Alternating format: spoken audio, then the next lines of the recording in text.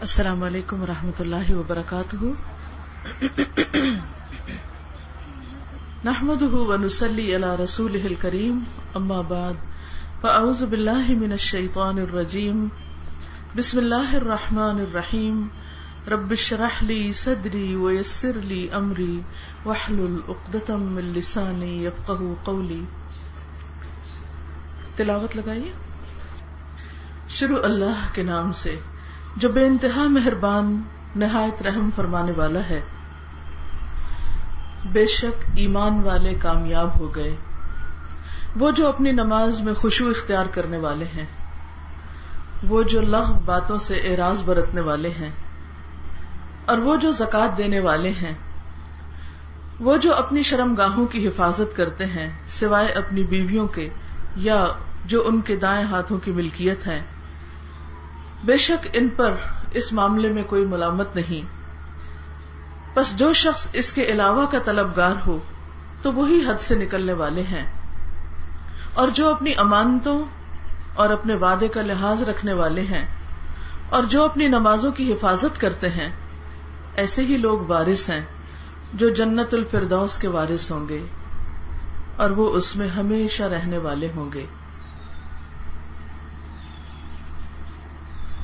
کامیابی کا لفظ ایسا لفظ ہے جو ہر شخص کی ایک تمنا ہوتا ہے. زندگی میں کوئی بھی مرحلہ ہو، کوئی بھی موڑ ہو، کوئی بھی امتحان ہو، چھوٹا ہو یا بڑا، ہم سب کیا چاہتے ہیں کہ ہم اس میں کامیاب ہوں.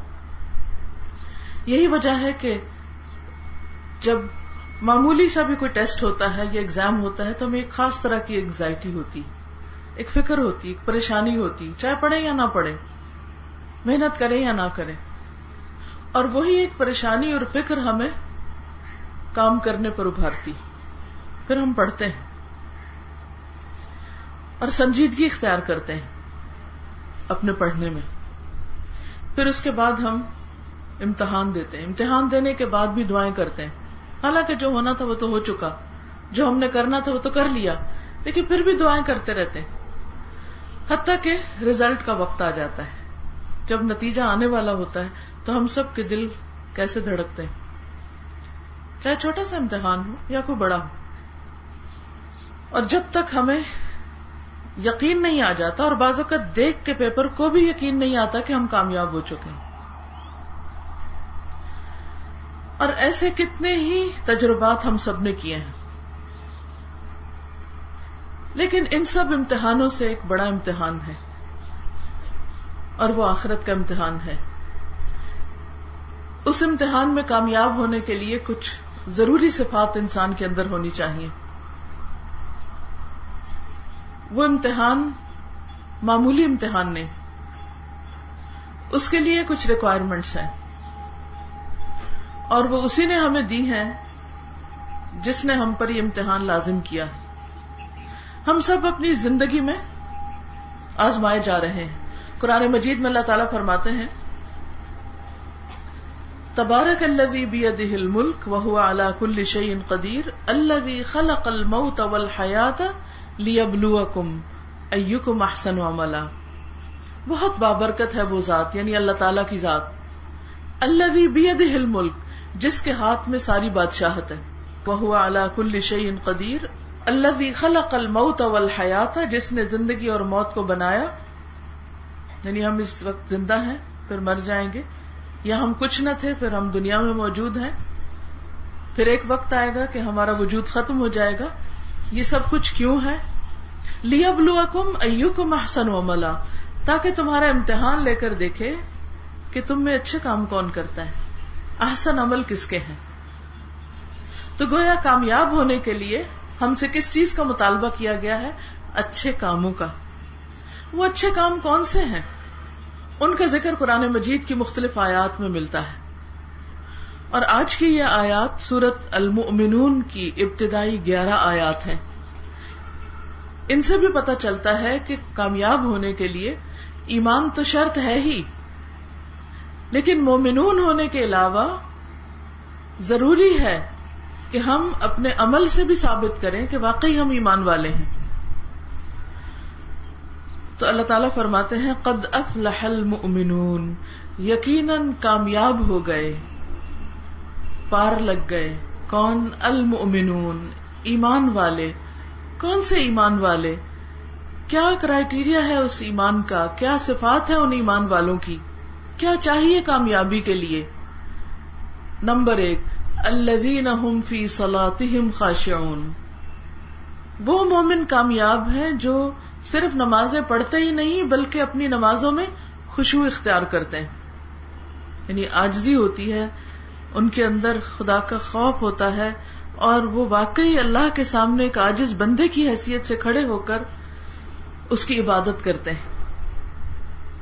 اس کے برعکس ایک اور جگہ پر فرمایا فویل للمصلین الذین هم عن صلاتهم ساہون، ہلاکت ہے ان نمازیوں کے لیے جو اپنی نمازوں سے غافل ہیں، ان کے بارے میں وہ ان کا حق ادا نہیں کرتے، یعنی دوسرے معنوں میں ان کا حق ادا نہیں کرتے۔ تو کامیاب ہونے کے لیے صرف نماز پڑھنا کافی نہیں، بلکہ ایسی نماز پڑھنا ضروری ہے جس کے اندر خشوع ہو، عاجزی ہو، توجہ اللہ سبحانہ وتعالی کی طرف ہو، دل کے اندر بھی جھکاؤ ہو اور جسم پر بھی وہ نظر آ رہا ہو، اندر اور باہر دونوں پہ خشوع طاری ہو، جس میں انسان جب اللہ کے آگے کھڑا ہو تو واقعی اس کا ایک اپنے رب کے ساتھ کنیکشن ڈیولپ ہو جائے۔ ایسی نماز مطلوب ہے۔ تو سوچئے اگر کوئی نماز پڑھے ہی نہ تو وہ کیسے کامیاب ہو سکتا ہے؟ صرف پڑھ لینا کافی نہیں، بلکہ کیا ضروری ہے؟ اس کے اندر خشوع و خضوع، توجہ، سکون، کہ انسان جب کھڑا ہو تو عاجزی کے ساتھ، رکوع کرے تو سکون کے ساتھ، سجدہ کرے تو اطمینان کے ساتھ، پھر اتحیات پہ بیٹھے تو آرام کے ساتھ، اور پھر جو پڑھے اس پر توجہ بھی کرے۔ قیامت کے دن سب سے پہلا حساب کس چیز کا ہوگا؟ نماز کا۔ صرف گنتی ہی نہیں پوری کی جائے گی کہ اچھا کتنی پڑھی تھی، وہ تو ہے ہی اپنی جگہ، لیکن یہ بھی دیکھا جائے گا کہ وہ کس کوالٹی کی تھی۔ مثلا دنیا کے امتحان میں آپ کو 5 سوال دیے جاتے ہیں کہ مثلا 10 میں سے آپ کو کہا جاتا ہے 5 کا جواب دینا لازم ہے، تو آپ کیا کرتے ہیں؟ اس میں اگر 4 کا جواب لکھیں یا 3 کا لکھیں تو کیا ہوگا؟ پاس ہونے کے چانسز کم ہو جائیں گے، یا اگر ہوں گے بھی تو شاید مارجن پہ پاس ہوں۔ اسی طرح بعض اوقات امتحان میں یہ آتا ہے کہ 5 سوال کرنا ہے لیکن ان میں سے پہلا لازمی ہے، کمپلسری کوسچن۔ تو اسی طرح ہمیں بھی بہت سے کام کرنے کو کہا گیا ہے، لیکن اس میں نماز کیا ہے؟ کمپلسری۔ ان الصلاۃ کانت علی المؤمنین کتابا موقوتا، کہ نماز مومنوں پر وقت کی پابندی کے ساتھ فرض کی گئی ہے، اس میں کوئی چھٹی نہیں، چھوٹ نہیں۔ تو پہلی کوالٹی نماز میں خشوع۔ دوسری چیز والذین هم عن اللغو معرضون، وہ لوگ جو لغو سے اعراض برتتے ہیں۔ لغو کیا ہوتا ہے؟ بیہودہ، فضول، بیکار، یوزلیس، وین، اور صرف ٹاک نہیں بلکہ کام بھی۔ گویا آخرت میں کامیابی کے لیے انسان کو اپنے وقت کو صحیح طور پر استعمال کرنا چاہیے۔ دیکھیے ہمارے پاس بالکل لمیٹڈ وقت ہے، نمبرڈ ڈیز ہیں۔ حسن بصری کہتے ہیں کہ انسان کے پاس گنتی کے دن ہیں، جب انسان کا ایک دن چلا جاتا ہے تو اس کا ایک حصہ فوت ہو جاتا ہے۔ ایک موت تو آتی ہے نا جب آئے گی، ایک دن ہے اس کے آنے کا، لیکن اس سے پہلے بھی جتنے دن ہم گزار چکے ہیں وہ سارا وقت ہم سے فوت ہو چکا ہے، ہم اتنے % آلریڈی فوت ہو چکے ہیں، اور باقی کاؤنٹ ڈاؤن ہو رہا ہے۔ جب آخری نمبر پہ آئے گا تو بس چراغ بجھ جائے گا، اور پھر یہ وقت، یہ زندگی کبھی دوبارہ نہیں ملے گی، کبھی بھی نہیں۔ تو انسان کو اکثر سوچنا چاہیے کہ ایک مرا ہوا شخص چارپائی پہ اپنے لیے کیا چاہتا ہے کہ مجھے کچھ اچھا کام کرنے کا وقت مل جائے، لیکن وہ واپس نہیں آ سکتا۔ کتنے ہی لوگ اچانک فوت ہو جاتے ہیں. ابھی جاپان کا زلزلہ سب اس کے بارے میں جانتے ہیں کہ دنیا میں چونکہ وہ علاقہ ہے ہی زلزلوں کی زد میں، انہوں نے ایسے گھر بنا رکھے ہیں کہ جو بڑے بڑے شاکس کو سہ جاتے ہیں اور انسان کو پتہ نہیں چلتا. یعنی زلزلہ پروف گھر بنائے ہوئے تھے انہوں نے. لیکن جب اللہ تعالی کی قوت سامنے آئی تو کوئی چیز باقی نہیں رہی. مضبوط سے مضبوط چیزیں اور مضبوط سے مضبوط شپس اور کاریں اور گھر اور بلڈنگز سب ایسے پانی میں بہہ گئیں کہ جیسے کوئی بات ہی نہ ہو. یہ ہماری آنکھوں دیکھنے کی چیز ہے نا. ہم تو ٹیلی ویژن کی اسکرین پہ ہم سب کچھ دیکھتے ہیں. اب جو لوگ بھی چلے گئے وہ واپس نہیں آ سکتے. صرف 2.5 منٹ کی بات تھی. انہیں 1 منٹ پہلے بھی نہیں پتا تھا کہ آئندہ کیا ہونے والا ہے. کسی کو بھی نہیں پتا. اللہ سبحانہ وتعالیٰ فرماتے ہیں اَأَمِنْتُم مَّن فِي السَّمَاءِ أَن يَخْسِفَ بِكُمُ الْأَرْضَ فَإِذَا هِيَ تَمُورُ. کیا تم بے خوف ہو گئے ہو، نڈر ہو گئے ہو، ڈر نہیں لگتا تم کو اس ہستی سے جو آسمان میں ہے کہ وہ تمہیں زمین میں دھنسا دے، زمین نگل جائے اور زمین پھر ہچکولے کھانے لگے. تو ہمیں ہمیشہ ڈرتے رہنا چاہیے. اس ڈر کا مطلب کیا ہے کہ ہم اپنے وقت کو صحیح طور پر استعمال کریں، فضول باتوں میں اور فضول کاموں میں دلچسپی نہ لیں. کوئی بھی کام کرتے وقت، کوئی بھی بات کرتے وقت، کچھ بھی کرتے وقت یہ سوچیں کہ اس کا مجھے آخرت میں کیا ملے گا. دنیا میں بعض اوقات ہم گھنٹوں کے حساب سے ویجز لیتے ہیں نا، اتنے گھنٹے کام کیا میری اتنی تنخواہ بنتی. لیکن اس کے بعد کے جو گھنٹے ہوتے ہیں وہ کس کے ہیں؟ کیا اس پر کوئی بھی اجر نہیں؟ کیا اس پہ کوئی بھی پوچھ نہیں؟ وہ تو اس سے بھی زیادہ قیمتی ہے. دنیا میں تو کوئی آپ کو 1,000 روپے گھنٹے پہ کام دے دے گا، کوئی 2,000 پہ دے دے گا، کوئی اس سے کم یا زیادہ. لیکن آخرت میں جو اجر ملنے والا ہے باقی گھنٹوں کے استعمال پر، جس میں ہم سمجھتے ہیں کہ اس پہ تو کچھ بھی نہیں، اب ہم جیسے چاہیں ان کو گزارے. اب ہم نے بہت کام کر لیا، جاب کر لی، محنت کر لی، اس کا اتنا پیسہ ہم کو وصول ہو گیا یا ہو جائے گا مہینے کے اینڈ پر، اور اب ہم باقی وقت میں یہ ہمارا ٹائم ہے، اٹس مائی ٹائم، میں جو چاہوں کروں، جیسے چاہوں اس کو گزاروں. لیکن مومن ایسے نہیں سوچتا. یہ مومن کی سوچ نہیں ہوتی.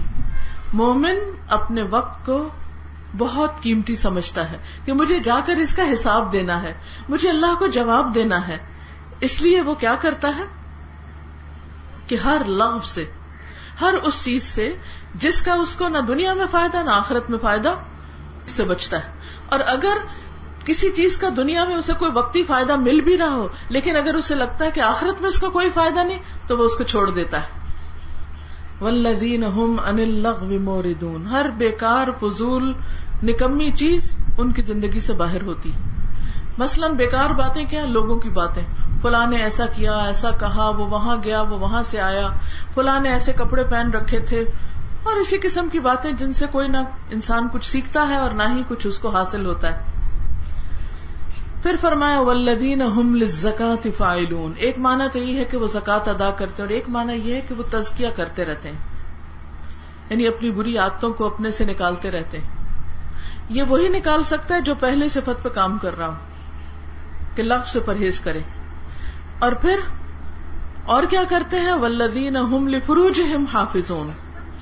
خاص طور پر وہ اپنی شرمگاہوں کی حفاظت کرتے ہیں، اپنے آپ کو ننگا ہونے سے بچاتے ہیں، اور زنا سے پرہیز کرتے ہیں، کسی بھی حرام تعلق سے پرہیز کرتے ہیں.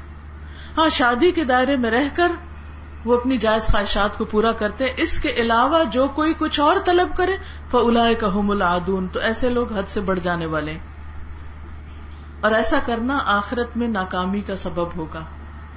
ایسے لوگ کامیاب نہ ہو سکیں گے.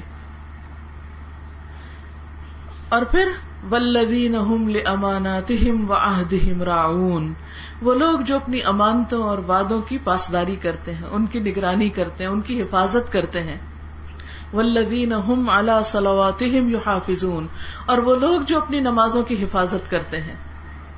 خاص طور پہ پھر نماز کا ذکر آ گیا پہلی بات بھی نماز کی تھی، دوسری بات آخری بات بھی نماز کی ہے.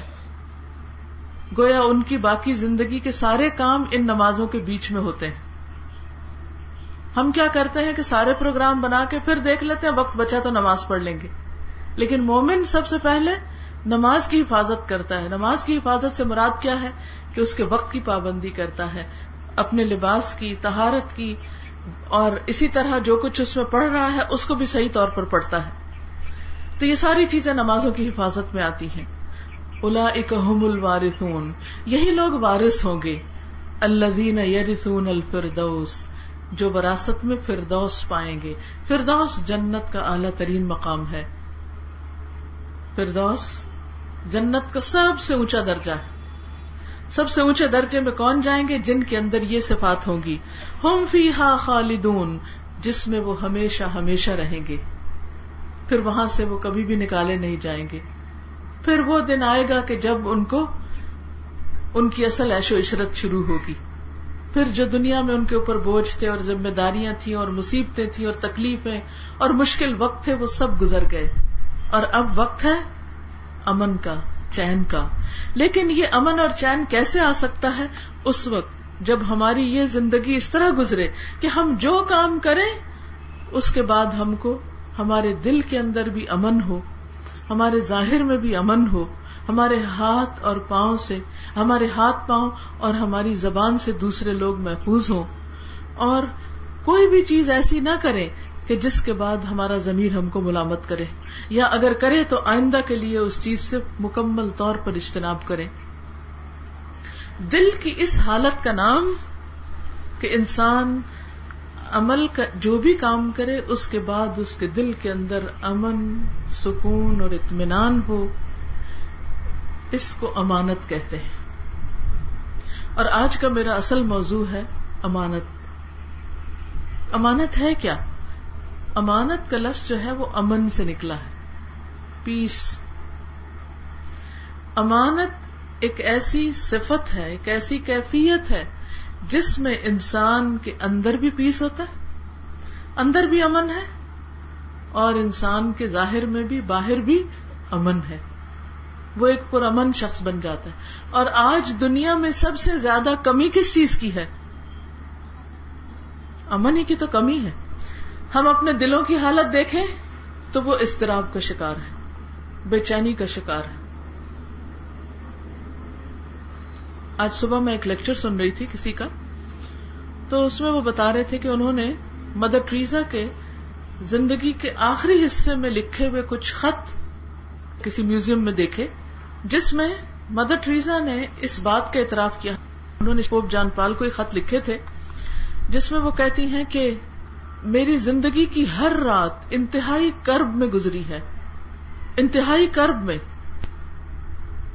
مجھے کبھی اندر چین نصیب نہیں ہوا، اور مجھے سمجھ نہیں آتی کہ جیزس مجھ سے کیا چاہتے ہیں، کہ جو کچھ میں کر رہی ہوں یہ کس لیے ہے، یہ کیا ہے. اب آپ دیکھیے کہ ایک وہ شخص، یہ کوئی عام شخص کی بات نہیں ہے، یہ وہ شخص ہے کہ جس کے دن رات وقف ہیں کس کے لیے؟ لوگوں کی خدمت کے لیے، جن کی ایک بہت بڑی کنٹریبیوشن ہے. لیکن ان کے اندر کی حالت کیا ہے؟ وہاں امن نہیں. حالانکہ آپ کو پتا ہے کہ ان کو دنیا میں کتنی شہرت ملی اور کتنی ان کی تعریفیں کی گئی اور کیا کچھ ان کے بارے میں کہا گیا. اور یہ صرف مدر ٹریزا کا حال نہیں، انسانوں کی اکثریت اندر کے کرب، بے چینی، ڈپریشن اور اضطراب کا شکار ہے. وجہ کیا ہے؟ ہم اسباب باہر تلاش کرتے ہیں. فلاں نے مجھے پریشان کیا کر رکھا ہے، فلاں شخص مجھے بہت تکلیف دیتا ہے. کسی کا کوئی بچہ ہو سکتا ہے، کوئی شوہر ہو سکتا ہے، کوئی بہن بھائی، کوئی ماں باپ سے نالا ہے، کوئی دوستوں سے نالا ہے، کوئی کسی سے، کوئی کسی. آپ جس کو چاہیں بلیم کر دیں، سب کی لسٹ بنا لیں، یہ سب مجھے تنگ کرتے ہیں. اکثر لوگ بہت ناخوش ہوتے ہیں لوگوں سے، ان کو ہر ایک سے کوئی نہ کوئی شکایت ہوتی، وہ کسی سے بھی راضی نہیں ہوتے، کیونکہ ان کے اندر چین نہیں، سکون نہیں، امن نہیں. وجہ کیا ہے؟ وجہ باہر نہیں تلاش کریں، وجہ اندر تلاش کریں. کیوں نہیں وہ چین، وہ امن کیوں نہیں؟ اس لیے کہ کہیں نہ کہیں کچھ کمی ہے، کہیں ہم خود کچھ غلط کر رہے ہیں، لیکن ہمارے دل بینا نہیں ہیں. دلوں پہ زنگ ہے تو نظر بھی نہیں آتا. مسئلہ کیا ہے؟ وجہ کیا ہے؟ کمی کہاں ہے؟ کیونکہ یہ ہو نہیں سکتا کہ ایک شخص اللہ کی عبادت ٹھیک سے کرے اور بندوں کے حقوق ادا کرے اور اس کے بعد اس کے دل کے اندر ایک راحت اور اطمینان اور سکون اور چین نہ ہو اور وہ مضطرب رہے. ہاں، اس کا اضطراب اگر ہو سکتا ہے تو وہ جہنم کی آگ کی وجہ سے ہو سکتا ہے، موت کے خوف سے ہو سکتا ہے، لیکن باقی چیزوں کی طرف سے اس کے اندر ایک ٹھنڈک اور سکون ہونا لازم ہے. یہ سکون صرف اس کو نصیب ہوتا ہے جس کے اندر امانت کا پاس ہوتا ہے. کیونکہ امانت کی تعریف امام راغب نے کیا کی ہے؟ التی تدل علی سکون القلب، وہ کیفیت جو دل کے سکون پہ دلالت کرتی، ایسی چیز جس پر انسان مطمئن ہو، وہ امانت ہے. تو گویا عبادات کو صحیح طور پر ادا کرنا، فرائض کو صحیح طور پر ادا کرنا، بندوں کے حقوق صحیح طور پر ادا کرنا، یہ دراصل کس کا سبب ہے؟ اس کے ذریعے کیا حاصل ہوتا ہے؟ امن، چین، سکون. اس سے ڈپریشن ختم ہوتا ہے، اس سے اضطراب ختم ہوتا ہے. لہذا بے حد ضروری ہے کہ ہم جانیں کہ امانت کی ہماری زندگی میں کیا اہمیت ہے. کیونکہ اس آیت میں فرمایا والذین هم لاماناتهم وعہدهم راعون، وہ لوگ جو اپنی امانتوں اور عہدوں کی رعایت کرتے ہیں، ان کی نگرانی کرتے ہیں، ان کا پورا پورا حق ادا کرتے ہیں. اب امانت نہیں، یہاں امانات کا لفظ آیا ہے. دیکھا جائے تو امانت کا لفظ جو ہے یہ قرآن مجید میں مختلف طریقوں سے استعمال ہوا ہے. صحابہ کی زندگی میں بھی یہ چیز نظر آتی. قرآن مجید کو امین کہا گیا ہے. سورۃ المائدہ کی آیت 47 میں آتا ہے وَأَنزَلْنَا إِلَيْكَ الْكِتَابَ بِالْحَقِّ مُصَدِّقًا لِمَا بَيْنَ يَدَيْهِ مِنَ الْكِتَابِ وَمُهَيْمِنًا عَلَيْهِ، ہم نے آپ پر سچی کتاب نازل کی ہے جو اپنے سے پہلے کتاب کی تصدیق کرتی ہے، یعنی تورات اور انجیل کو سچا مانتی ہے اور اس کی جامع اور نگران بھی ہے. تو ابن عباس کہتے ہیں مہیمن کا مطلب ہے الامین. القرآن امین علی کل کتاب قبلہ، بخاری کی روایت ہے کہ قرآن امانت دار ہے کس کے معاملے میں؟ جو اس سے پہلے کتابیں گزری ہیں ان کے بارے میں. رسول اللہ صلی اللہ علیہ وسلم کو امین کہا گیا ہے. آپ نے فرمایا الا تأمنونی وانا امین من فی السماء یأتینی خبر السماء صباحا ومساء، کیا تم مجھے امین نہیں سمجھتے حالانکہ میں آسمان والوں میں امین سمجھا جاتا ہوں. یعنی نبی صلی اللہ علیہ وسلم کی بہت بڑی صفت کیا تھی کہ وہ امانت دار تھے، اور صرف آسمان والوں میں نہیں، زمین والوں میں بھی وہ کیا مشہور تھے؟ امین. آپ کے دشمن بھی آپ کو کیا کہتے تھے؟ صادق اور امین. اور آپ کے پاس صبح و شام خبریں آتی تھیں آسمان سے، اور ان خبروں کو، ان باتوں کو پورا پورا لوگوں تک پہنچاتے تھے. ان میں ایک لفظ کی بھی خیانت نہیں کرتے تھے، جیسا اترتا تھا ویسا ہی آگے دیتے تھے. اس لیے آپ کو کیا کہا گیا؟ امین. اور جب حجر اسود کو خانہ کعبہ میں نصب کرنے کا وقت آیا تو نبی صلی اللہ علیہ وسلم سب سے پہلے صبح کے وقت آ گئے تو قریش نے ان کو آتے ہی دیکھ کر کہا اتاکم الامین، تمہارے پاس الامین آ گیا ہے. پھر اسی طرح دیگر پیغمبروں کو بھی امین کہا گیا ہے. نوح علیہ السلام، ہود علیہ السلام، صالح، لوط، شعیب علیہ السلام، ان سب نے کہا انی لکم رسول امین، کہ بے شک میں تم سب کے لیے امانت دار رسول ہوں. ہر رسول، ہر پیغمبر، اس کی صفت امین رہی ہے کہ وہ امانت دار ہوتا ہے. قرآن امین، رسول اکرم امین، تمام پیغمبر امین، پھر جبریل امین. جن کے ذریعے قرآن نازل ہوا وہ امین کہلاتے ہیں. نزل بہ الروح الامین، اس کتاب کو لے کر اترے ہیں کون؟ روح الامین یعنی جبریل علیہ السلام. ایک اور جگہ پر آتا ہے مطاع ثم امین، کہ آسمانوں پر ان کی بات مانی جاتی ہے اور وہ امانت دار ہیں. مکہ کو کیا کہا گیا؟ وَهَذَا الْبَلَدِ الْأَمِينَ، جس شہر میں یہ کتاب اتری قرآن مجید اس کو البلد الامین کہا گیا. کیوں؟ وہ کیوں امین ہے؟ کیونکہ جو بھی شخص اس میں داخل ہوتا ہے اس کو امن دیتا ہے، ان کی حفاظت کرتا ہے. پھر بیت اللہ بھی ایک طرح سے امین ہے کہ من دخلہ کان آمنا، جو وہاں داخل ہوا وہ امن میں آ گیا. پھر اسی طرح تمام صحابہ بھی امین تھے. ان کے بارے میں آتا ہے کہ کبھی انہوں نے جھوٹ نہیں بولا تھا اور نہایت درجے کے امانت دار تھے. خاص طور پر حضرت ابو عبیدہ کے بارے میں آتا ہے، حضرت ابو بکر کے بارے میں آتا ہے کہ ابو بکر رسول اللہ صلی اللہ علیہ وسلم کے خلیفہ تھے، قوی بھی تھے اور امانت دار بھی تھے، جسمانی طور پر کمزور اور اللہ کے دین میں مضبوط تھے. تو حضرت ابو بکر کی صفت امین، اور حضرت ابو عبیدہ کی صفت خاص طور پر آپ نے فرمایا کہ لکل امت امین و امین هذه الامہ ابو عبیدہ، ہر امت میں ایک امین ہوتا ہے، یعنی خاص طور پر اس کی وہ امانت سے پہچانا جاتا ہے، اور میری امت کا امین ابو عبیدہ ہے. پھر قبائل میں سے قریش کے قبیلے کو خاص طور پر امانت میں فضیلت حاصل ہے. آپ نے فرمایا قریش میں امانت کو تلاش کرو، کیونکہ قریش کے امین کو اپنے علاوہ دوسرے امین پر فضیلت حاصل ہے. تو بعض قبیلے، بعض خاندان، بعض لوگ دوسروں کے مقابلے میں زیادہ فضیلت رکھتے ہیں اپنی عادات اور صفات یا خصائل کے اعتبار سے. نبی صلی اللہ علیہ وسلم جب بھی کوئی خطبہ دیتے تھے تو یہ الفاظ ضرور ادا کرتے تھے. حضرت انس کی روایت ہے کہ آپ فرماتے تھے لا ایمان لمن لا امانت لہ، اس کا ایمان ہی نہیں جس کے اندر امانت نہیں. ولا دین لمن لا عہد لہ، اور اس کا دین ہی نہیں جو عہد کی پابندی نہیں کرتا. اس کو دیندار آدمی نہ سمجھو جو وعدہ خلاف ہے. تو اس سے کیا پتہ چلتا ہے کہ اگر ہمارے اندر امانت نہیں تو ہمارا تو ایمان بھی قابل اعتبار نہیں. انبیاء کی صفت، کتاب کی، مکہ کی، فرشتے کی امانت امین، اور اس کے برعکس منافق کی صفت کہ وہ خائن ہوتا ہے. حدیث میں آتا ہے اربع اذا کن، یعنی 4 صفات ایسی ہیں کہ جو کسی انسان کے اندر ہو تو وہ پکا منافق ہے.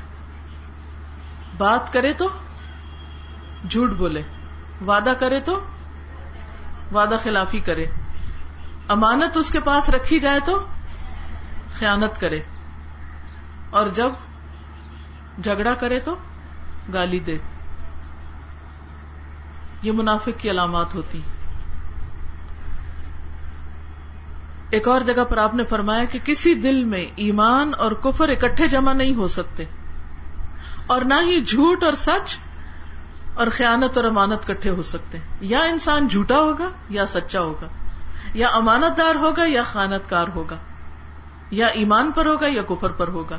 یہ 2 بالکل آپس میں متضاد اپوزٹ چیزیں ہوتی. تو اگر کوئی شخص یہ چاہتا ہے کہ وہ امین کہلائے تو اسے پھر ہر خیانت سے بچنا ہوگا. پھر اسی طرح حضرت ابن عباس کہتے ہیں کہ رسول اللہ صلی اللہ علیہ وسلم نے فرمایا 4 خصلتیں اگر تم میں موجود ہوں، یعنی 4 چیزیں اگر تمہارے اندر ہوں تو دنیا میں سے کچھ بھی گم ہو جائے، کچھ بھی چلا جائے تو تمہیں کوئی افسوس نہ ہو، نقصان ہے ہی نہیں. اگر 4 چیزیں کسی کے اندر ہوں، انسان سے ہر چیز بھی کھو جائے، جیسے اگر مائک چلا گیا، ابھی آواز چلے گی، بجلی چلے گی، کچھ بھی کھو جائے تو اسے کوئی افسوس نہیں ہونا چاہیے. وہ 4 چیزیں کیا ہیں؟ نمبر 1 سچی گفتگو، کہ انسان بات کرے تو سچ بولے. نمبر 2 امانت کی حفاظت. نمبر 3 اچھا اخلاق. اور نمبر 4 پاکیزہ رزق، حلال رزق، طیب رزق. اب آپ دیکھیں کہ کیا فائدہ ہوگا اگر ہم امانت کا لحاظ رکھیں گے. حدیث میں آتا ہے نبی صلی اللہ علیہ وسلم نے فرمایا تم مجھے 6 چیزوں کی ضمانت دو تو میں تمہیں جنت کی گارنٹی دیتا ہوں. وہ کیا ہے؟ بات کرو تو سچ بولو، وعدہ کرو تو پورا کرو، جب امانت دار بنائے جاؤ تو امانت کا حق ادا کرو، اپنی شرمگاہوں کی حفاظت کرو، اپنی نظروں کو بچاؤ اور اپنے ہاتھ روک لو، یعنی ہاتھ نہ بڑھاؤ کسی غلط کام کے لیے. بعض اوقات کسی کی طرف ایسے اشارہ انسان کرتا ہے یا کسی کو مارنے لگتا ہے تو یہ کیا ہے؟ ہاتھ کو بڑھانا. تو ہاتھ کو روک لو ہر برے کام سے، ہر غلط کام سے. پھر اسی طرح آپ صلی اللہ علیہ وسلم نے فرمایا کہ اگر تم پسند کرتے ہو کہ اللہ اور اس کے رسول تم سے محبت کریں تو تم 3 چیزوں کی حفاظت کرو. بات سچی کرو، امانت ادا کرو اور اچھی ہمسائیگی. اور اچھا بننا کیا ہوتا ہے؟ صرف اس وقت نہیں جب کوئی اچھا ہو. اچھا وہ ہوتا ہے جب کوئی اس کے ساتھ برا کرے تو بھی وہ اچھا بن کے دکھائے. اب سوال یہ پیدا ہوتا ہے کہ جو امانت اتنی اہم ہے اور جس کے ساتھ ہمیں ہمارے اندر ایک اطمینان اور سکون اور خوشی پیدا ہوتی، وہ ہے کیا چیز؟ اور جس کے لیے اللہ رسول کی رضامندی حاصل ہوتی ہے، جس کے لیے جنت کی گارنٹی دی گئی ہے، کیا چیز ہے وہ؟ تو آئیے دیکھتے ہیں کہ امانت ہے کیا جس کا ہمیں پاس رکھنا ہے، جس کا لحاظ رکھنا ہے، جس کو نبھانا ہے تاکہ ہمیں وہ مطلوبہ فائدے حاصل ہو سکیں. امانت جو ہے وہ صرف کسی مال کو اپنے پاس رکھ کے واپس لوٹانے کا نام نہیں. امانت کا اطلاق اللہ کی عبادت کے معاملے میں بھی ہوتا ہے اور بندوں کے حقوق کے معاملے میں بھی اور مالی معاملات میں بھی. سب سے پہلے عبادات. امانت کا ایک معنی عبادت بھی کیا گیا ہے کہ جب ہم عبادت کریں، مثلا نماز پڑھیں یا روزہ رکھیں یا زکوٰۃ دیں یا حج کریں، تو ان تمام معاملات میں امانت سے کام لیں. نماز کی امانت کیا ہے؟ کوئی بتائے گا آپ میں سے؟ انسان جب نماز پڑھے تو پوری پڑھے. پوری پڑھنے سے مراد یہ ہے کہ سجدے اور رکوع میں چوری نہ کرے، نماز کی چوری سے بچے. اور وہ کیا ہوتی ہے کہ انسان جلدی سے رکوع کرے، ابھی ایک سبحان ربی العظیم جاتے ہوئے، ایک وہاں اور ایک اٹھتے ہوئے، تو آپ نے پورا ٹک کے تو نہیں کیا. نماز کی امانت میں کیا ہے کہ مثلا پہلے تو طہارت پوری، یعنی وضو کیا ہے تو ایک بال برابر بھی جگہ خشک نہ رہے، چہرے سے، بازوؤں سے، پاؤں سے، کیونکہ اگر وہ خشک رہی تو وضو نہیں ہوگا اور وضو نہیں ہو تو نماز نہیں ہوگی. تو یہاں امانت کی پابندی کیا ہے؟ امانت کی ادائیگی کیا ہے کہ وضو صحیح طریقے پر کیا جائے. ایک حدیث میں آتا ہے ویل للعقاب من النار، ایڑیوں کے لیے آگ سے ہلاکت ہے. وہ کون سی ایڑیاں؟ جو وضو کرتے وقت خشک رہیں. کیونکہ بعض لوگ کیا کرتے ہیں، پاؤں دھوتے یوں کر کے آگے پاؤں کر کے ہٹا لیتے ہیں، وہ پیچھے سے ایڑیاں بعض اوقات کردری ہوتی ہیں، ان کو پوری طرح نہیں دھوتے، یا انگلیوں کے اندر خلال نہیں کرتے پاؤں کی تو وہ پانی جاتا ہی نہیں ہے ان کے اندر. پھر اسی طرح زکوٰۃ میں کیا امانت ہوگی؟ پوری ادا ہو، کمی نہ کی جائے، ردی مال نہ دیا جائے. روزے میں کیا امانت ہوگی؟ اس کا حق ادا کیا جائے، چھپ کے بھی کوئی چیز نہ کھائی جائے. اسی طرح صرف ظاہری پابندیاں نہیں بلکہ حلال نہیں کھانا تو حرام بھی نہ کھایا جائے. حرام کھانے میں کیا آتا ہے؟ جیسے غیبت کرنا. غیبت کرنا کیا ہے؟ مردہ بھائی کا گوشت کھانا. اگر روزہ رکھ کے کوئی غیبت کر رہا ہے تو اس کا کیا مطلب ہے کہ وہ اپنے روزے میں کیا کر رہا ہے؟ خیانت کر رہا ہے. حج میں کیا امانت ہے؟ کہ سارے ارکان پورے ادا کیے جائیں. جیسے قرآن مجید میں آتا ہے ثم افیدوا من حیث افاض الناس، وہاں جا کے لوٹو جہاں سے سارے لوگ لوٹتے ہیں، یعنی عرفات تک جاؤ. اسی طرح باقی بھی جو اس کے ریچولز ہیں ان کو پوری طرح ادا کیا جائے. تو نماز، روزہ، حج، زکوٰۃ، ان سب میں بھی امانت ہے. پھر اسی طرح گفتگو میں امانت. گفتگو میں امانت، نبی صلی اللہ علیہ وسلم نے فرمایا جب کوئی آدمی تم سے بات کرے اور ادھر ادھر دیکھے تو وہ بات کیا ہو گئی؟ امانت ہو گئی. اب وہ بات آپ آگے نہیں بتا سکتے، وہ کسی کا راز ہے آپ کے پاس، چاہے وہ منہ سے بول کے نہ بھی بتائے کہ کسی کو نہ بتانا. جب وہ بتاتے ہوئے ادھر ادھر دیکھ رہا ہے تو اس کا مطلب یہ ہے کہ وہ سامنے والے بندے سے آگے کسی اور تک نہیں جانے دینا چاہتا، کسی اور کو نہیں بتانے دینا چاہتا. اسی طرح راز بھی امانت ہوتے ہیں. بعض اوقات ہم قسم کھا لیتے ہیں نہیں قسم سے میں کسی کو نہیں بتاؤں گی، تو مجھے بتا دو یہ بات، اور بات معلوم کر لیتے، پھر اس کے بعد جس کو جی چاہتا بتاتے ہیں. تو یہ کیا ہے؟ خیانت. امانت کا اپوزٹ کیا ہے؟ خیانت. اور خیانت جو ہے اس کی بہت بڑی سزا ہے. حدیث میں آتا ہے کہ ہر خیانت آگ میں ہے، بہت سخت پکڑ ہے اس پر.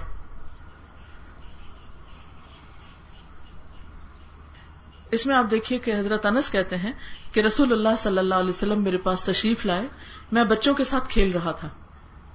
آپ نے ہمیں سلام کیا، پھر مجھے کسی کام کے لیے بھیجا. پھر میں اپنی والدہ کے پاس دیر سے گیا تو انہوں نے کہا تمہیں کس چیز نے روکا، کیوں دیر سے آئے ہو؟ میں نے کہا مجھے رسول اللہ صلی اللہ علیہ وسلم نے کسی کام سے بھیجا تھا. انہوں نے کہا کیا کام تھا؟ آپ نے کیا کام بتایا تھا؟ میں نے کہا وہ راز کی بات ہے. انہوں نے کہا تم رسول اللہ صلی اللہ علیہ وسلم کے راز کو کسی سے بیان نہ کرنا. انس نے کہا اللہ کی قسم اگر میں وہ بات کسی سے بیان کرتا تو اے ثابت تجھے بتاتا، یعنی جن کو وہ حدیث سنا رہے تھے. انہوں نے اپنی والدہ کو بھی نہیں بتائی بات، کس کی؟ حضور صلی اللہ علیہ وسلم کی. اچھا ہم کیا کہتے بچوں سے؟ میں تو تمہاری ماں ہوں نا، مجھے نہیں بتاؤ گے تو کس کو بتاؤ گے؟ اور یہ کہہ کہ ماں ہونے کی دھمکی دے کے ہر راز اگلوا لیتے ہیں. اور عام طور پر تجسس ہمیں کن باتوں کا ہوتا ہے؟ وہی جو کسی کے راز ہوتے ہیں، وہی جو کوئی بتانا نہیں چاہتا. کیا پھر تجسس کر کے امن باقی رہ سکتا ہے؟ کیونکہ تجسس تک بات رکتی نہیں، پھر اس سے آگے جاتی، پھر غیبت شروع ہو جاتی، پھر بہتان بازی شروع ہو جاتی، اور خرابیوں کی ایک لامتناہی ٹرین چل پڑتی جو روکے نہیں رکتی، اس کا کوئی زنجیر نہیں کھینچنے والی. پھر اسی طرح ذمہ داریاں بھی امانت ہے. ذمہ داریاں کیا ہوتی ہیں؟ جب ہمیں کوئی کام سونپا جاتا ہے، کوئی ڈیوٹی سونپی جاتی، آپ میں سے کچھ لوگ جاب کرتے ہوں گے تو ان کے کوئی ڈیوٹی آور مقرر کیے جاتے ہیں، مثلا 9 to 5. اب اگر کوئی 9 کی بجائے 9:30 آ رہا ہے اور 5 پہ جانے کی بجائے 4:30 گھر جا رہا ہے، کیا وہ امانت میں خیانت کر رہا ہے یا نہیں؟ کیا ڈیوٹی آورز کی پابندی صرف چوکیدار کی یا ایسے لوگوں کی ضروری ہے کہ جن کے اوپر اور بہت سے حاکم ہوتے ہیں، یا بڑے سے بڑے شخص کے لیے بھی ضروری ہے؟ سب کے لیے برابر ہے نا. اوقات کی پابندی. پھر اسی طرح بعض لوگ اوقات میں تو بہت پنکچوئل ہوتے ہیں، ٹائم پہ آتے ہیں، ٹائم پہ جاتے ہیں، لیکن جس ڈیوٹی کی جگہ پر ہوتے ہیں وہاں کام نہیں کرتے، ادھر ادھر باتیں کر لی. کمپیوٹر کھلا ہے تو اس میں کام چھوڑ کے چیٹنگ شروع کر دی، یا گورنمنٹ کا یا سرکاری کمپیوٹر ہے تو اس سے اپنی پرسنل میلز بھیجنی شروع کر دی. یا مثلا ہاسپٹل کا سامان ہے، مریضوں کے لیے پٹیاں رکھی ہوئی ہیں تو گھر جاتے ہوئے ایک آدھ اپنے بیگ میں ڈال کے لے گیا. کیا یہ خیانت نہ ہوگی؟ سرکاری اسٹیشنری ہے، اس کے اپنے بچوں کے لیے اسکول کے لیے لے گیا گھر، یہ بھی خیانت ہے. کیا ایسا کرنے پہ ضمیر ملامت نہیں کرتا؟ کرتا ہے نا. وہ جو ضمیر میں خلش آتی ہے جس کو ہم سلا کے مار کے چپ کرا دیتے ہیں کہ سب ایسا ہی کرتے ہیں، تم نے کر لیا تو کیا ہوا؟ وہ کیا ہوا؟ وہ خیانت ہو گئی، اور دل کے اندر ایک بے چینی شروع ہو گئی. وہ بے چینی وہاں داغ لگ گیا، ہم چاہے اس کو اوپر سے ڈھانک دیں، داغ لگا ہوا ہے. دوبارہ یہی کام کیا، ایک اور لگ گیا، پھر ایک اور لگ گیا. یہ گھستے گھستے گھستے اتنی گہرے زخم انسان کی روح پہ پڑ جاتے ہیں کہ پھر اس کو دوائیاں کھا کے بھی نیند نہیں آتی، کیونکہ اندر چین نہیں. دوائیوں کے بعد سے یاد آیا کہ کئی دفعہ ہم اخباروں میں پڑھتے ہیں کہ دوائیوں میں ملاوٹ ہوتی، حتیٰ کہ بعض اوقات لائف سیونگ ڈرگز کے اندر بھی ملاوٹ ہے. کیا دوائی میں ملاوٹ کرنا امانت داری ہے یا خیانت ہے؟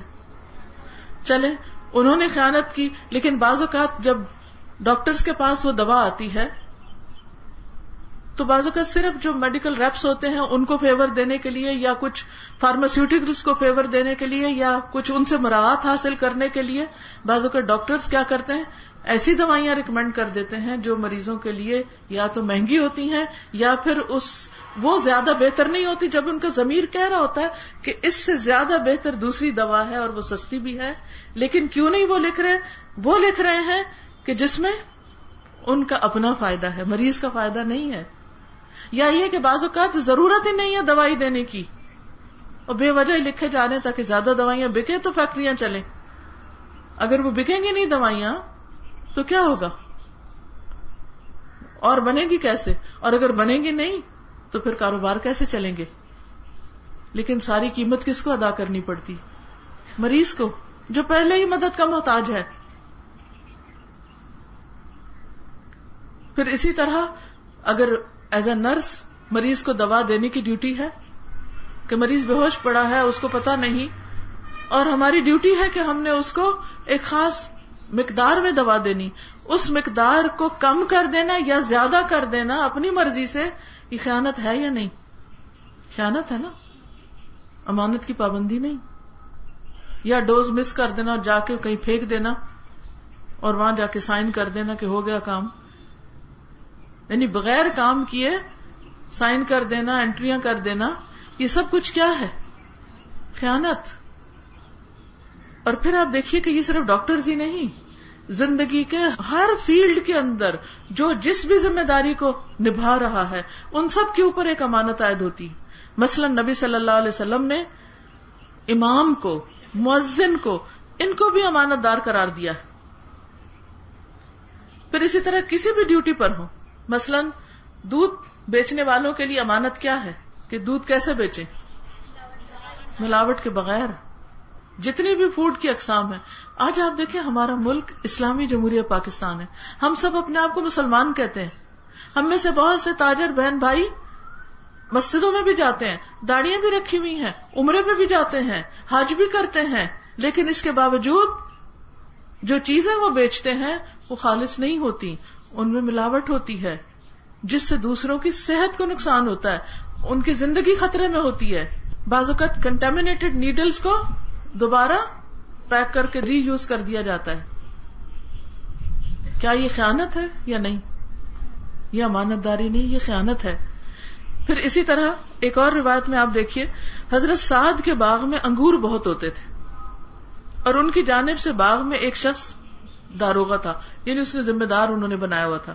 ایک مرتبہ بہت زیادہ انگور لگ گئے تو باغ کے نگران نے حضرت سعد کو لکھا کہ مجھے اندیشہ ہے کہ انگور ضائع ہو جائیں گے کیونکہ بہت زیادہ اگ گئے، آپ اجازت دیں تو میں اس کا شربت نکال لوں. حضرت سعد نے لکھا کہ جس وقت میرا یہ خط تم کو پہنچے باغ چھوڑ دو، اللہ کی قسم میں آج سے کسی بات پہ تمہارا اعتبار نہیں کروں گا. پھر اس کو باغ سے معطل کر دیا کہ تمہیں جو ڈیوٹی دی گئی ہے اور جو کام بتایا گیا ہے بس وہی کرو، اس کو آگے پیچھے نہیں کرو. پھر اسی طرح یہ ہے کہ یوسف بن ماہک کہتے ہیں کہ فلاں آدمی کئی یتیموں کا سرپرست تھا، میں اس کا خرچہ لکھا کرتا تھا، منشی تھا.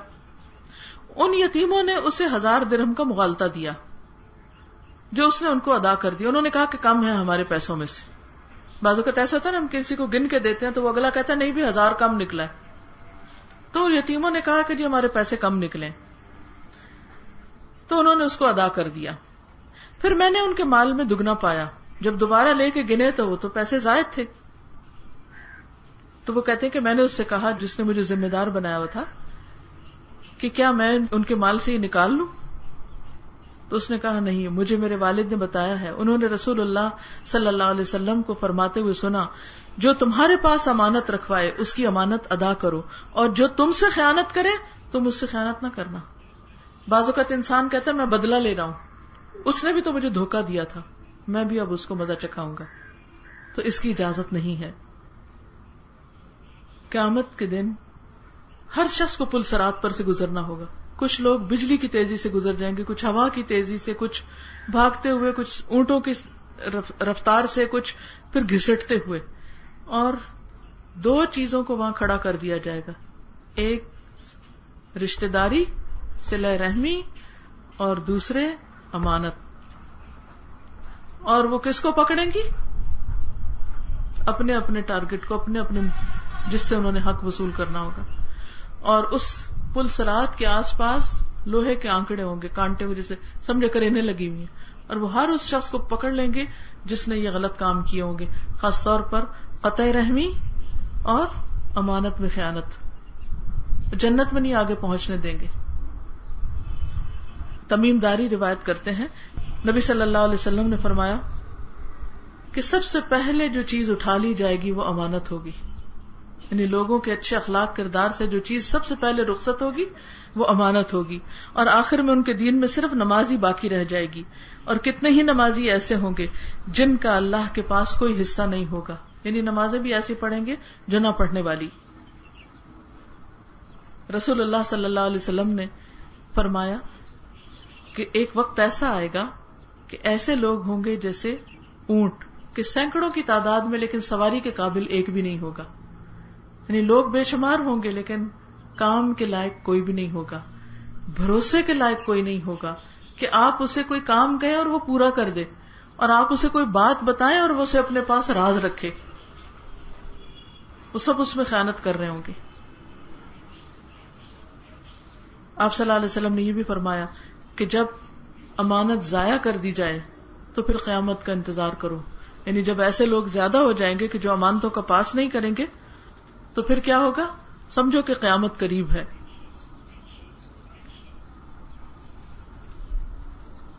پھر اسی طرح نبی صلی اللہ علیہ وسلم نے فرمایا کوئی آدمی ایسا نہیں کہ اللہ اسے رعایا پر حاکم بنائے اور وہ ان کے حقوق میں خیانت کرے تو اللہ اس پر جنت حرام کر دے گا، یعنی ان کو ان کا پورا معاوضہ نہ دے، یا ان کے حقوق ادا نہ کرے، یا ان کی ضروریات کا خیال نہ رکھے، تو اس کی اپنی آخرت خسارے میں ہوگی۔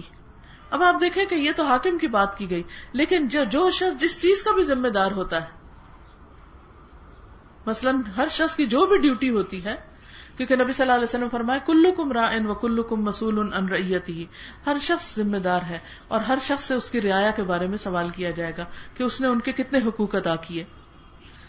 اور حدیث میں آتا ہے المکر والخدیعۃ والخیانۃ فی النار، مکر، دھوکہ اور خیانت آگ میں ہوں گے۔ نبی صلی اللہ علیہ وسلم یہ دعا مانگا کرتے تھے، اللہم انی اعوذ بک من الجوع فإنہ بئس الضجیع واعوذ بک من الخیانہ فإنہا بئست البطانہ، اے اللہ میں تیری پناہ چاہتا ہوں بھوک سے کیونکہ وہ برا ساتھی ہے، اور میں تیری پناہ چاہتا ہوں خیانت سے کیونکہ وہ پوشیدہ بری خصلت ہے، یعنی دوسروں سے چھپی ہوئی ہے لیکن بہت ہی بری عادت ہے۔ اور اس میں آپ دیکھیے کہ نگاہوں کی بھی خیانت ہوتی ہے کہ جس چیز کو اللہ نے دیکھنے سے منع کیا اس کو انسان دیکھے، مثلا کسی کی پرائیویٹ چیزوں کو دیکھے، کسی کا خط کھول کے پڑھے، کسی کی ڈائری کھول کے پڑھے، کسی کو وہاں سے جھانک کے دیکھے کہ اس کو پتہ ہی نہ ہو، مثلا کوئی عورت پردہ کرتی ہے اور کوئی مرد اس کو وہاں سے چپکے سے جھانک کے دیکھے کہ اس عورت کو پتہ ہی نہ ہو، تو یہ بھی نگاہوں کی خیانت ہوگی۔ اسی طرح باتوں میں خیانت، ذمہ داریوں میں خیانت۔ تو مومن جو ہے وہ اپنے فرائض کو بھی صحیح طور پر ادا کرتا ہے، اپنی عبادات میں بھی امانت سے کام لیتا ہے، اپنے کام میں بھی امانت دار ہوتا ہے، اور مال کے معاملات میں کہ اگر کوئی اس کے پاس کوئی چیز رکھتا ہے یا کوئی راز اس کے پاس رکھتا ہے تو اس میں بھی وہ خیانت نہیں کرتا۔ اللہ تعالیٰ سے دعا ہے کہ وہ ہمیں عمل کی توفیق عطا فرمائے۔ اگر اس سلسلے میں آپ کے پاس کوئی سوال ہو تو آپ کر سکتے ہیں، اگر آپ کچھ پوچھنا چاہیں تو آپ پوچھ سکتے ہیں۔ اگر کوئی بات آپ کو سمجھ نہ آئی ہو یا کوئی چیز آپ سمجھیں کہ یہ خیانت میں آتی ہے یا نہیں، تو آپ اس کے بارے میں سوال کر سکتے ہیں. کیونکہ جنت میں جانے کے لیے، فردوس پانے کے لیے ضروری ہے کہ انسان اپنی امانت میں خیانت نہ کرے.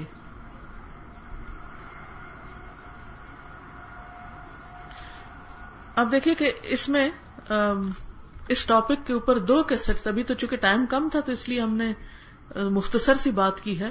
امانت کے موضوع پر 2 کیسٹس پر مشتمل یہ ایک پوری ٹاک ہے.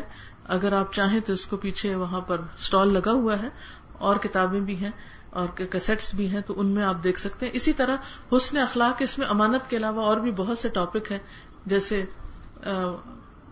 مثال کے طور پر نرمی، صبر، جھگڑا، گفتگو، مجالس، امانت، ذمہ داری، خیرخواہی. تو اس سے بھی آپ مختلف ٹاپک سن سکتے ہیں، اور یہ اس کی کتاب بھی ہے جس میں یہ ساری احادیث وغیرہ لکھی ہوئی بھی ہیں. تو اپنے پڑھنے کے لیے اور دوسروں کو سکھانے کے لیے آپ ان کتابوں اور ان کیسٹ سے استفادہ کر سکتے ہیں. تو کوئی سوال اگر کسی کے ذہن میں آیا ہے تو پلیز آپ ان سے پکڑ لیجئے.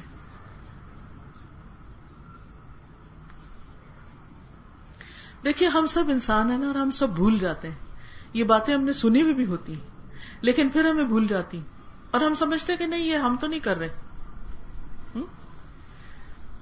یعنی ہم تو ایسا نہیں کر رہے، لیکن پھر دوبارہ پڑھتے ہیں، پھر سیکھتے ہیں، پھر جانتے ہیں، پھر ہمیں پتہ چلتا ہے اوہ یہ تو ٹھیک نہیں ہوا. تو اس صورت میں انسان کو بار بار ایسی چیزوں کی یاد دہانی چاہیے ہوتی، کیونکہ زندگی ایک دفعہ ملی ہے، واپس نہیں آنا دنیا میں. لہٰذا اس وقت کو بہت اچھی طرح گزار کے جانا ہے تاکہ کل قیامت کے دن ہمارا نقصان نہ ہو. اس کے لیے آپ قرآن مجید کو شروع سے آخر تک پڑھیے، اور اگر آپ کے پاس یہاں کوئی کلاس ہوتی ہے یا کوئی انتظام ہے تو ٹھیک، ورنہ آپ خط و کتابت کورس کر سکتے ہیں ہمارے، اس کی ڈیٹیل آپ کو پیچھے سے مل جائے گی. اسی طرح آپ آن لائن کورسز ہیں ان میں سے کسی کو جوائن کر سکتے ہیں، یا اور بھی کورسز کا شاید فلائر موجود ہوگا، اگر آپ کے قریب کوئی ہو تو وہاں پر آپ کلاسز کو جوائن کر سکتے ہیں، تاکہ ہم سب کو ان باتوں کی یاد دہانی ہوتی رہے اور ہمارا عمل درست ہوتا رہے. کسی نے لکھا ہے کہ خیانت اور چوری میں کیا فرق ہے. چوری صرف مال میں ہوتی ہے عام طور پر، کہ کسی کا مال اس کی اجازت کے بغیر ہتھیا لیا جاتا ہے، جبکہ خیانت جو ہے وہ اس سے زیادہ وسیع مفہوم رکھتی ہے. خیانت صرف مال میں نہیں ہوتی، خیانت اس میں بھی ہوتی ہے، مثلا نماز میں، گفتگو میں، عبادات میں، ان سب چیزوں میں. اپنے مال میں سے آپ نے زکوٰۃ نکال کے رکھی اور پھر آپ اس میں سے کچھ لے کے واپس اس کو رکھ دیتے ہیں، وہ اور ہے. لیکن کسی نے اگر آپ کے پاس کوئی چیز رکھی ہے تو اس کو آپ یوز نہ کریں. اگر تھوڑی دیر کے لیے اس کو کر کے اور پھر واپس پوری کر دیا جائے تو پھر تو خیانت نہیں ہوگی، کیونکہ ایک مجبوری آ گئی اور ابھی ٹائم بھی نہیں ہوا، تو ود ان ڈیو ٹائم اگر وہ ادا کر دیتے ہیں تو پھر خیانت نہیں ہوگی، کیونکہ پیسے تو اپنے ہی ہیں نا. اگر آپ انٹائٹلڈ ہیں سرٹن اماؤنٹ تک کے تو آپ کر سکتے ہیں، لیکن اگر آپ کو وہ فیسلٹی صرف آفس کے کام کے لیے دی گئی ہے تو پھر آپ نہیں کر سکتے. جو انٹائٹلڈ نہیں ہے اس کی مدد نہیں کی جا سکتی. اسی طرح اگر کسی دوائی پہ لکھا ہوا ہے ناٹ فار سیل تو آپ اس کا وہ ہٹا کے اس کو سیل نہیں کر سکتے، ٹھیک ہے نا، وہ بھی خیانت ہوگی. اور کوئی اسی طرح کا سوال ہو؟ ایک اور بات یہ کہ اگر کسی سے مشورہ کیا جائے تو اس بندے کو صحیح مشورہ دینا چاہیے، ایسا مشورہ نہیں دینا چاہیے کہ جس سے اگلے کا نقصان ہو جائے. حدیث میں آتا ہے المستشار مؤتمن، وہ شخص بھی امانت دار ہے جس سے مشورہ کیا جاتا ہے. اگر ہمارے سامنے کوئی غلط کام ہو رہا اور ہم نہ روکے تو کیا خیانت ہے؟ نہیں، یہ خیانت نہیں ہے، یہ امر بالمعروف اور نہی عن المنکر کی خلاف ورزی ہے. مومن کے اوپر ذمہ داری ہے کہ اگر اس کے سامنے کوئی غلط کام کر رہا ہے تو وہ اس کو روکے، زبان سے یا ہاتھ سے. وعدہ کر کے بھول جائیں تو اس پر کیا کریں؟ معافی مانگ لیں دوسرے سے جس کے ساتھ وعدہ کیا تھا کہ میں بھول گیا، سوری کر لیں. اگر کسی کے ساتھ خیانت برائے مال ہوئی ہو اور وہ انسان صبر سے کام بھی لے رہا ہو مگر وہ چیز آپ کے بچوں کا حق ہو تو اس وقت انسان کیا کرے، کیا طریقہ اختیار کرے؟